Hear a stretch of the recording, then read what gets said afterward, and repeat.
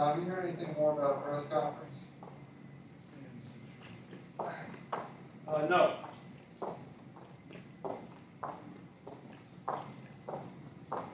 Why are you supposed to?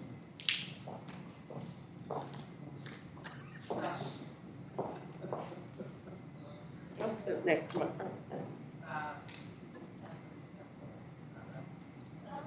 Hallelujah. Lovely. Nice color. Lovelier without a mask. Thank you.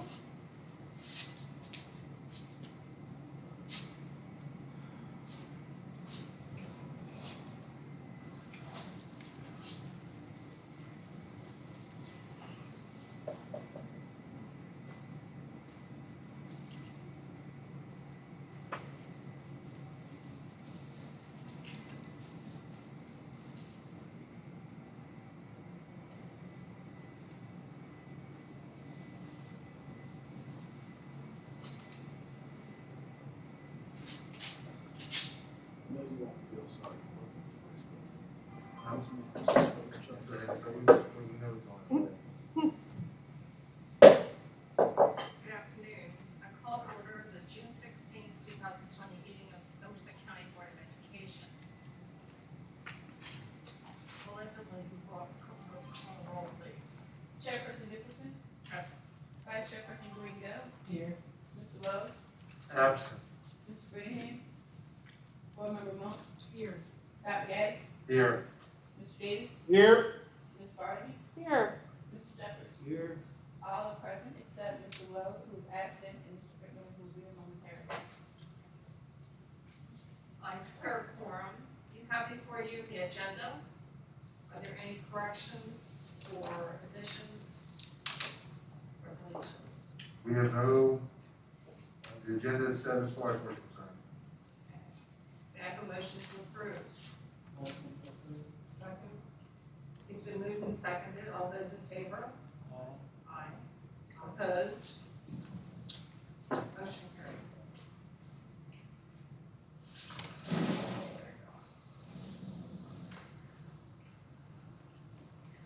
We will now consider meeting in a closed session for the reasons listed below pursuant to section 3-305B of the Maryland Annotated Code.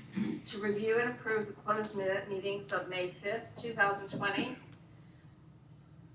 To review and discuss the personnel report and other confidential personnel matters, section 3-305B, 1.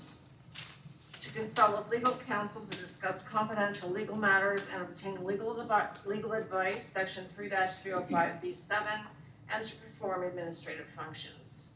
May I have a motion to go into closed session? So moved. Second. It's been moved and seconded. All those in favor? Aye. Opposed? Motion's carried.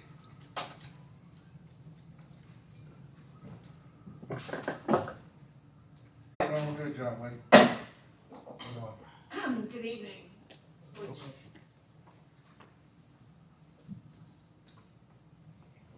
Good evening. Please stand for the Pledge of Allegiance. I pledge allegiance to the flag of the United States of America and to the republic for which it stands, one nation, under God, indivisible, with liberty and justice for all.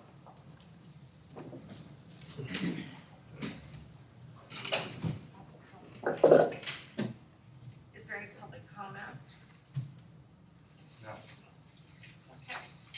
Approval of the open session minutes of May 5th, special open session, and May 19th, open regular session. Are there any corrections?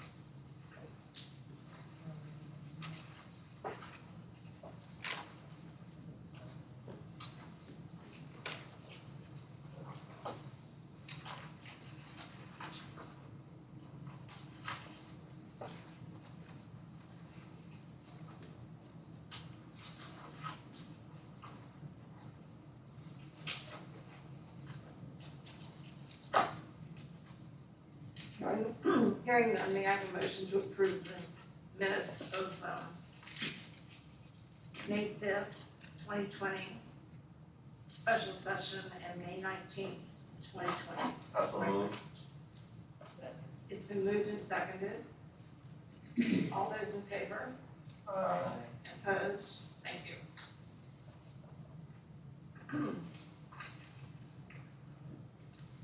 Earlier this afternoon, the board met in a closed session meeting.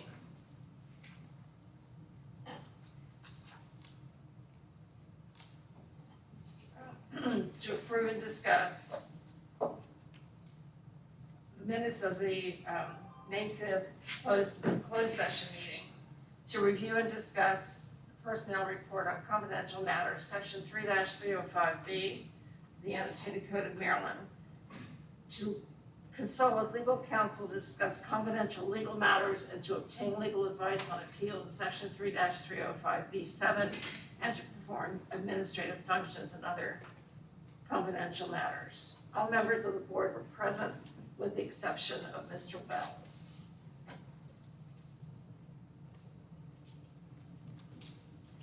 New business. Dr. Gaddis. Thank you. The first thing we have, I'm looking for, you were sent out a copy of the FY21 operation budget. Mrs. Johnson is here with another copy for you. Just looking to have that accepted into first reader, as we will have a work session, a budget work session at 9 o'clock next Tuesday, and we'll come back on June the 30th at a time to be determined to be able to approve the budget. But what I'd like to do is just introduce it as first reader and then have Mrs. Johnson just go over some very quick highlights with you.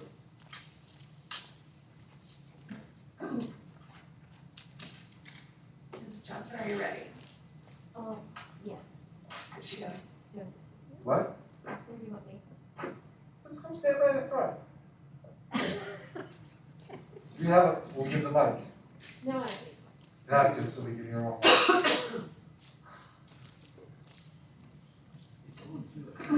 Hello. All right, good evening. I've just given you a copy of the proposed operating budget for fiscal year 21. If you look on page 27, you will see where we stand currently. We are about $361,000 short, so we are still working on making some budget cuts for the next year. And I think we will be addressing that in our budget work session, which I believe is scheduled for next week. If you look at page 2, sorry, I can't see without my readers on. You will see this is the summary of the revenue for next year. Our overall increase for the year is about $696,000. And so most of that will go towards the increase in health insurance that we have, some increased cost in workers' compensation, and a budgeted increase in salaries for the year as well. And that pretty much absorbs all of that increase. So we were hoping for some more than that, but that is what we got through the state formula grant. We are fortunate for fiscal year 21, the concentration of poverty grant does continue. After that, with the governor vetoing the blueprint for Maryland's future, all of that for fiscal year 22 is now in jeopardy. So, any questions? No, I think that's good. I think we'll do more at our work session next Tuesday at 9 o'clock. But I think the key for us is we've been able to stay with the board's initiatives and board's priorities with maintaining class size. We've done a lot of cuts, and also professional development and being able to honor where we are with our employees. I think that we'll get through this year.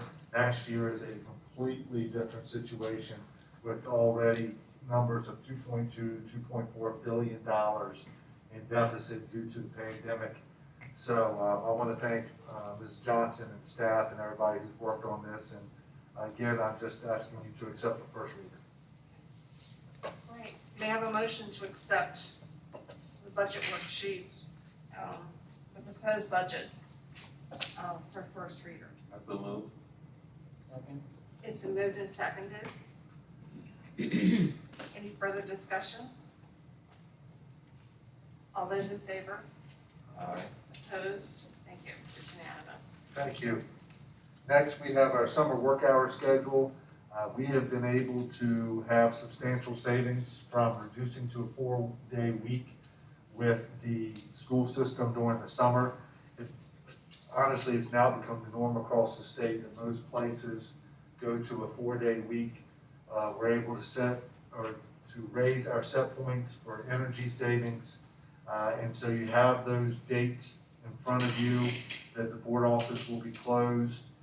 You will see how things are done for that time. And you can also see that we've already scheduled out tentative A&S for the week of August the 5th.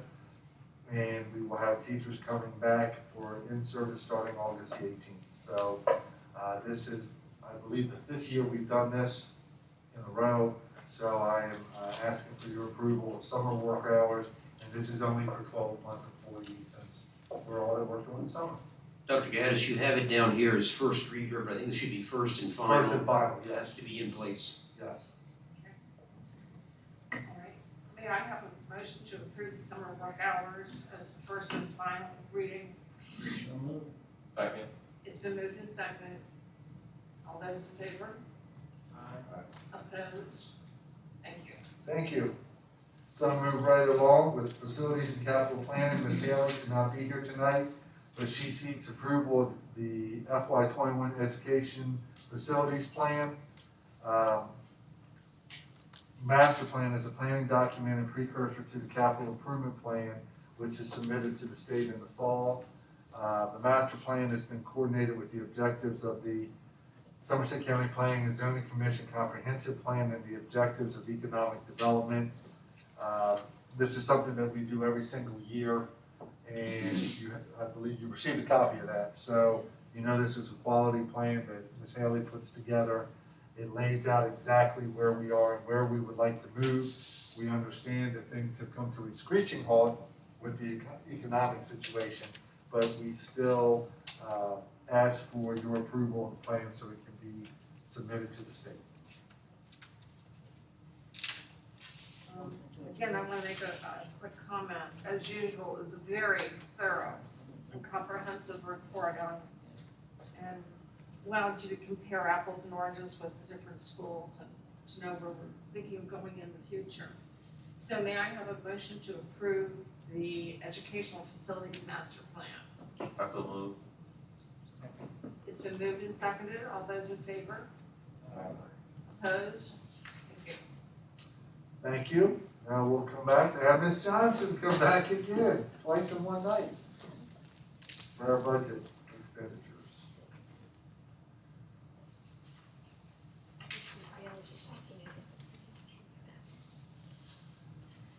Good evening, Dr. Gaddis, Chairperson Nicholson, and board members. It's finally June. We have 2 more weeks left in this fiscal year, which is just hard to believe. It's really gone by quickly.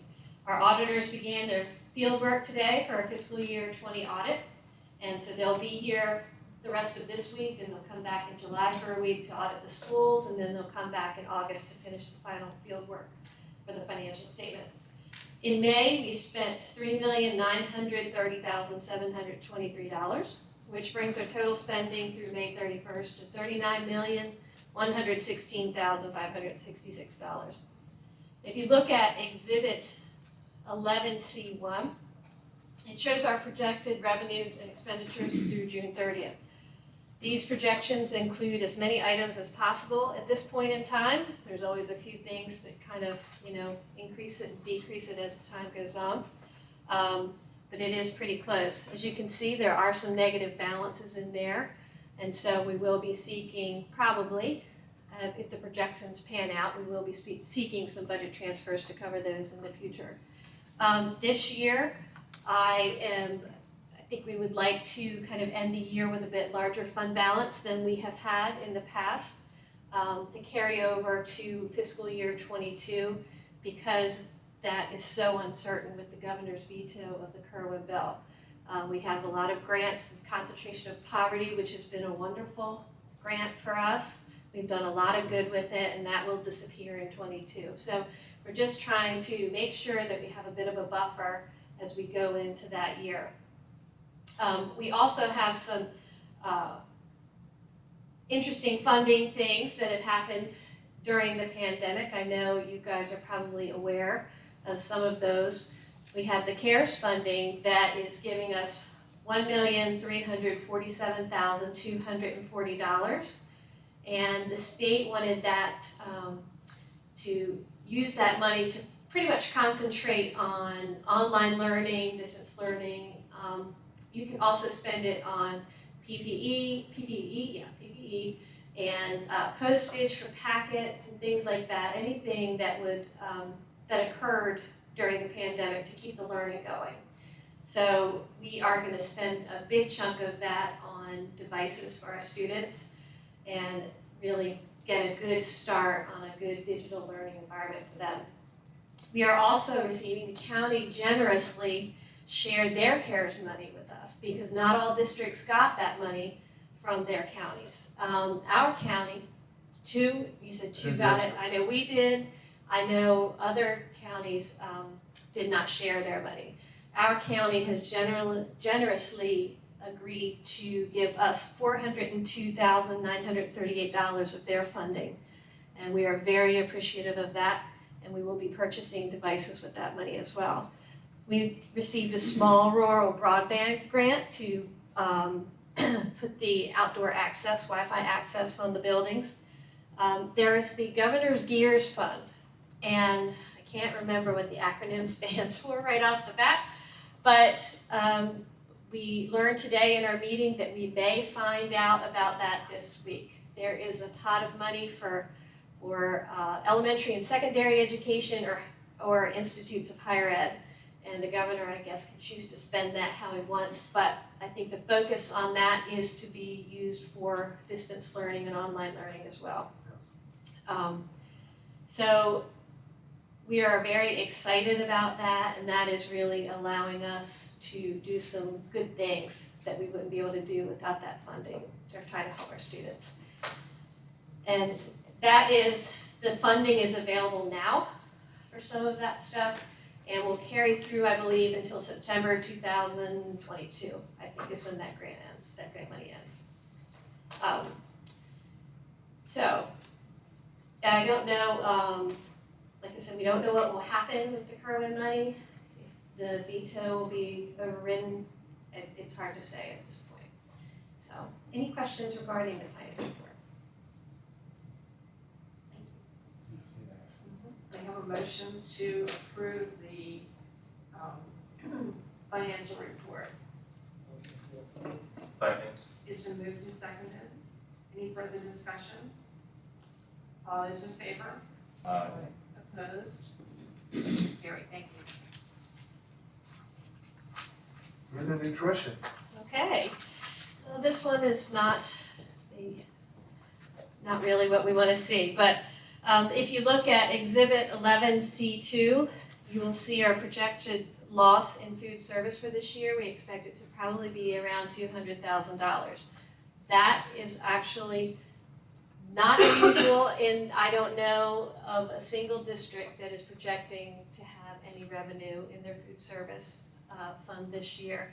In fact, there was an article, I think it was on the front page of the Daily Times, it was a USA Today article a few weeks ago that talked about all the food service, the food and nutrition services in all the districts all across the country, and they are looking at massive losses. Even for us, we're a CEP district, but we're serving fewer meals, and so we only get reimbursed for the meals that we serve, and so we are kind of suffering right along with all of those other districts. I think there is some hope that the federal government will step in and help alleviate some of these losses. I mean, ours is about $200,000. Some districts are looking at $2 and $3 and $4 million losses. and aren't even sure how they may start the school year and pay for their bills for their food and nutrition program, so. There was quite a discussion because we were told from the very beginning that meals would be covered. And we were to cover dinner as well, and so we started covering dinner. Then that has been backed away from, and now we're hearing more. So there's been a lot of promises, and luckily for all of us, they were made on tape and at press conferences, because you're right, the bigger systems, you know, it's all relative. $4 or $5 million loss, because we are not doing the number of meals as we would do in school. We should be penalized for that. So we're continue to work not only as CFOs but as superintendents to address this issue, because we were told to feed the meals, and that's what we've done.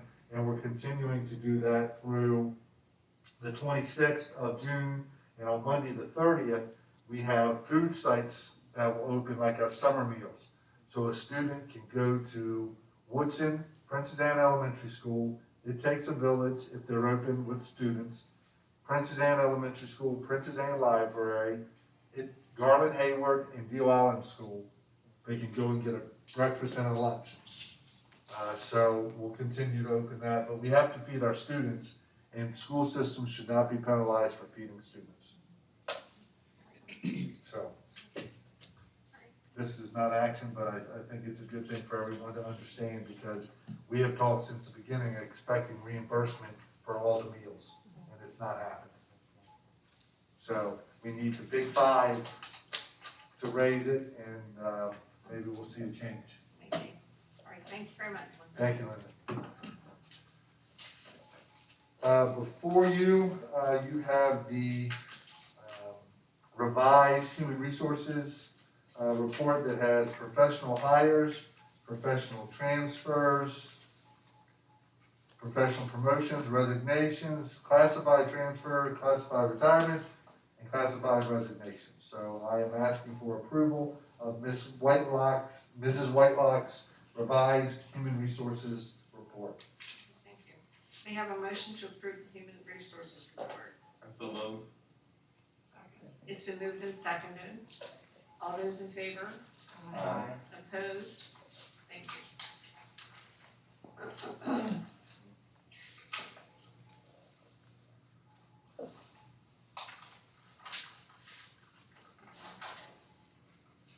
All right, new business. Oh, No, okay. we're done.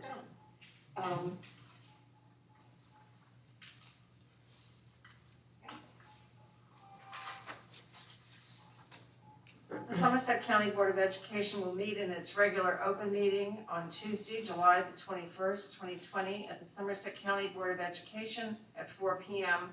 to immediately consider voting to convene in a closed meeting pursuant to Section 3-305B of the General Provisions Article of the Annotated Code of Maryland. The board will reconvene an open regular meeting at 6 p.m. Additional information will be posted to the Somerset County Public Schools website. Superintendent and board comments. Dr. Gaddis, do you want to go first? I just want to thank everybody. We are actually finishing up our school year in a way I never thought possible. As I sit and look at 2, 3, 4, 5, 6, 7, 8, 9, 10, 11 people. We had space for 4 more. Everybody with their mask on. I want to thank all the staff. I want to thank every staff member for everything they've done. I do want to, I appreciate what the teachers and administrators and central office staff have done. I want to send a special thank you to our food service folks. Every Monday, Wednesday, and Friday, they are up at 5 in the morning making chicken salad sandwiches and cold cuts and getting everything ready for us to come in and pack the meals. They have not complained. We have actually had a lot of fun. We're all glad it's going to be over as far as packing the meals, but I think we've secretly somewhat enjoyed it. It has been the one thing that's been structured for us this entire 13 weeks. And led by Mr. Scott, our food service personnel has done a phenomenal job. We'll get a total number of meals, but I know we have to be around 70,000 or more that we've done easily. And so everybody everybody's chipped in, everybody's done their part, and I think even though it's a different closing, we're all looking forward to Friday. Because hopefully we can put this behind us, we can begin, and we have begun our recovery process. I'd just like to say we still are in phase 2. We hope to get to phase 3, which would give us the opportunity for a more traditional start as far as everyone coming back. We can't commit to that now, but that is ultimately our goal. So as I've told people, please take care of yourself, take care of your family, because if you do that, you're helping me and my family stay well and helping all of us get through this. So stay tuned, keep checking the web pages and the social media as we do reports, and we'll continue throughout the summer to keep people updated. But it's hard to believe we're finishing the 2019-20 school year, and we're finishing it this way, but we'll take it. It's another year down, and I want everybody to have a restful and enjoyable summer, and continue to follow us, and one day we will have meetings with full audiences, again, being able to recognize students and staff for all the things that they've done. So, thank you. Troy? Once again, thank you everyone for all that you've done for our students during this time. A huge thank you to our county commissioners for donating their money they gave towards devices for our students. And I thank you to all the employees who volunteered and helped pack meals for our students. And I hope you guys have a great evening. Troy said everything I was going to say. Thank you to all the staff, teachers, food service especially. I know there are a lot of students that look forward to the meals every week, and not only for the food, but for the contact with people from school, so we appreciate that. I'm in agreement with everything that has been said. Dr. Gaddis and the staff they've done a tremendous job this summer, a yeoman's job. And the fact that Dr. Gaddis keeps us informed as to what's going on, that's hard for us. It's something that we need, and he really keeps us informed. And I just want to say kudos to him for all that he does, as well as all of the rest of them, because he can't do it by himself. So he has a wonderful staff with him, and they all do a good job. Okay. Well, I have always said that we have great teachers and great staff here in Somerset County, and the situation has certainly proven that to be true. When I attend the meetings, board of directors meetings with MAID, I'm always very proud of Somerset County and the cohesiveness of this board and the support and communication we get from Dr. Gaddis. It does help, and